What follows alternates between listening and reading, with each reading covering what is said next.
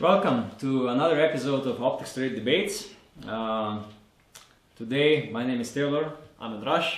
Today we are going to speak a little bit more about the basics, I think. So Andrash, which is today's question? So we have three main types of riflescope categories. Which types are these? Yeah, three main groups. This is how our whole web page is functioning when you go to the category of riflescopes. So these are hunting riflescopes, tactical riflescopes, and target riflescopes. They are meant for three different purposes. Hunting is for hunting of animals. Tactical is normally for all the tactical situations. And target scopes are for precision shooting, sport shooting on targets. This leads me to the next and the most obvious question. So what are the basic features of these three groups of riflescopes? Well, it is getting more and more fluid, so all the groups are coming a little bit more together than in the past, but there are still a couple of features which are really unique for each of the group. If I start with hunting scopes, the hunting scopes usually have a little bit lower magnification range. That means they go like this one from 2 to 12, or they go from 1.5 to 6, or 1.5 to 8, 3 to 12, and so on. So they have a little bit lower magnification. They usually feature a second focal plane reticle, which is plain hunting reticle. They usually don't have any subtensions, any hashes, lines, and so on. They have clean hunting reticles, and they usually feature capped low profile turrets. These are hunting turrets which are not meant for really a lot of manipulation, but only to zero the scope. Then you put the cap back on and you leave it as you zero it. Until you have the same ammunition, you leave it like this. The reason is because most of the hunting happens that you only do one shot per each hunt.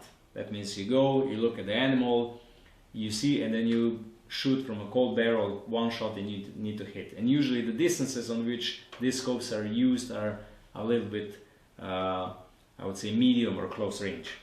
The only exception are the new modern hunting scopes which have a ballistic turrets, BDC turrets, and which are a little bit more advanced. The tactical scopes, on the other hand, they have uncapped turrets,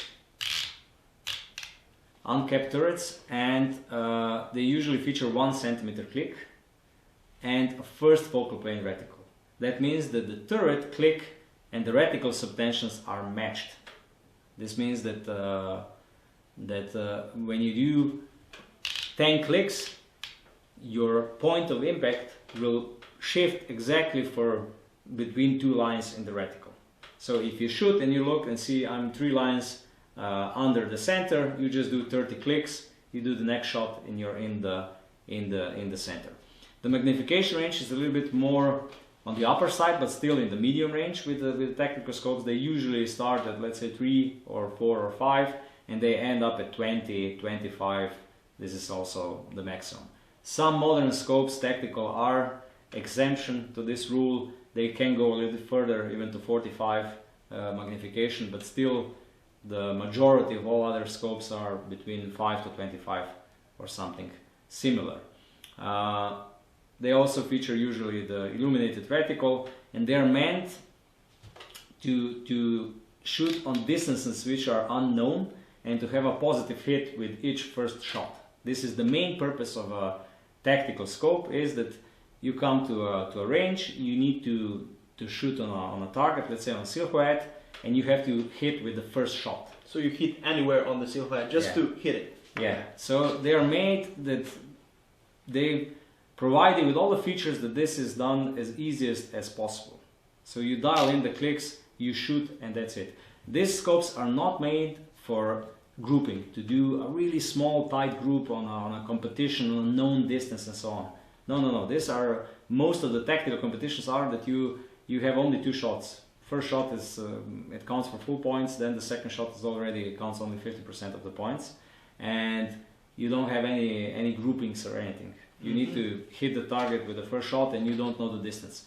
What is also a feature of tactical scope is because you have a reticle in the first focal plane, and because the reticles in tactical scopes are quite advanced with a lot of hashes, lines, and so on.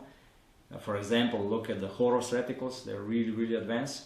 You can even estimate the distance to the target, so you can do the milling with targets. You can also apply the reticle directly for the holdover, and you just adjust the bullet drop. You compensate for the bullet drop through the reticle without clicks. So they're really versatile. Then we have a target scopes. This one is a target scope with a tactical turret, so it's a little bit different. Maybe at the end of the video I can show a target scope with a target turret. Those are meant for precision shooting. That means you know the distance, you have a couple of shots where you can adjust everything, and then you do a grouping of 10 or 20 shots where the purpose is to have the tightest possible group, of course, in the center of the target. So it's not about just hitting the silhouette, but hitting the silhouette at the exactly determined spot. Well, not the silhouette, but the target. The target. It is to hit the bullseye and to hit it as many times as possible repeatedly. So that means this is for the grouping, so that you do the small tight group exactly in the center of the target. They usually feature extremely high magnification. This one, for instance, is 55 magnification. That is extremely high. They usually feature really fine clicks. This one has 1/8 of MOA, only 3.5 millimeters of adjustment of the point of impact on the target on 100 meters. So really fine, so that you can finely tune it, and then you do the grouping, which is really tight. And the reticles are in the second focal plane, and the most common reticles are plain basic fine crosshair. The thinnest, the better. Lately, what is added is that some of this fine crosshair have a small dot which covers, let's say, 1.5 millimeters on 100 meters, so it's really small in the center of the fine cross reticles, because some people easily aim with this small dot inside. For them it's harder if it's only a cross. So these are the main. So in short, with this rifle scope, the less coverage you have with the reticle, the better. Yeah. So that you can really be precise, and of course you also need a extremely accurate F-class rifle. So with only one shot, 10 kilograms heavy, really bull barrel. Also extremely long barrels are commonly found on these rifles. These tactical scopes, they go on a tactical rifles, which are a little bit lighter, which are more robust, which have all the possible features of adding lasers and laser rangefinders and so on the rifle. And of course the hunting scopes are meant for the hunting rifles. So we've discussed the main three groups of rifle scopes. Now, what people also ask us, is there any subgroup within each group? Oh, there are a lot of them. You have, with hunting, if I only mention a couple of them, let's say wide angle hunting scopes for driven hunts, then you have scopes for stalking, then you have hunting scopes for long range, then you have all round hunting scopes, low light hunting scopes. There are a huge group in each of these segments. I'm just saying about the hunting category of scopes. With tactical is also, you have CQB tactical scopes, so close quarter battle. You have medium range tactical scopes, DMR scopes. There are many groups. With target scopes, it's a little bit less. You have bench rest scopes, which are a little bit lighter and usually fixed power. 36 by 42 is the most common. And then you have all others, which are meant for long range F-class precision shooting mostly. So there is a little bit less group, different groups in target segment. But there are many groups in tactical category and hunting category of scopes. With hunting scopes at the beginning, I forgot to mention that they are also the only scopes which can be mounted with rail. This is something what is also a feature which is found only on hunting scopes. Now this leads me to the final question that I have for you today. So can you use a hunting rifle scope only for hunting, or can it perhaps be used for also target shooting? There is always a little bit of coverage. If you have a hunting scope with a really high magnification, then you can use it I would say not really that well with good results, but you can still use it, let's say, for target shooting. But I would not advise it. Also, if you have a modern hunting scope with an ASV turret on top, you can maybe use it in some tactical situations.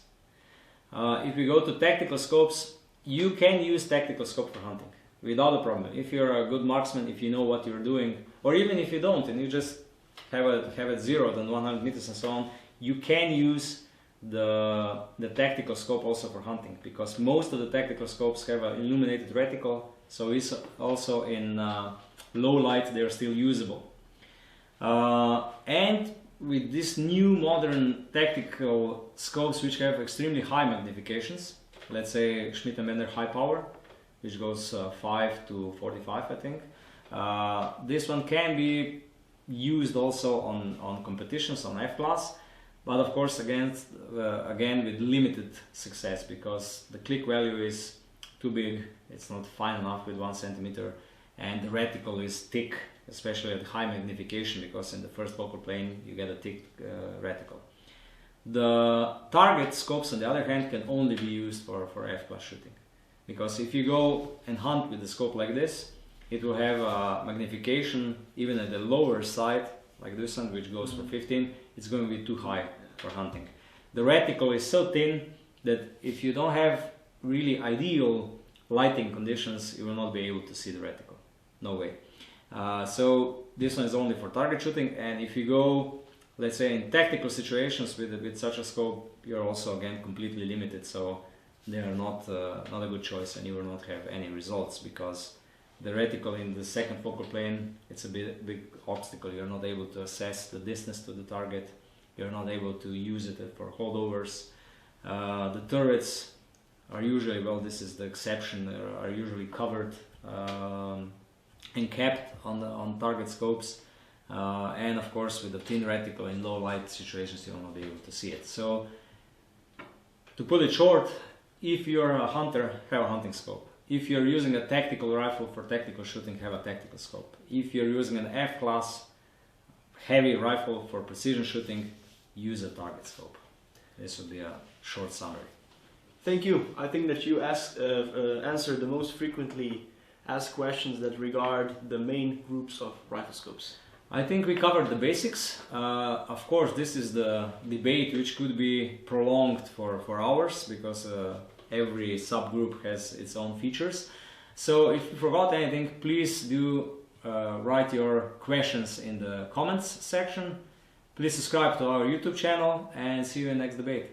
Bye bye.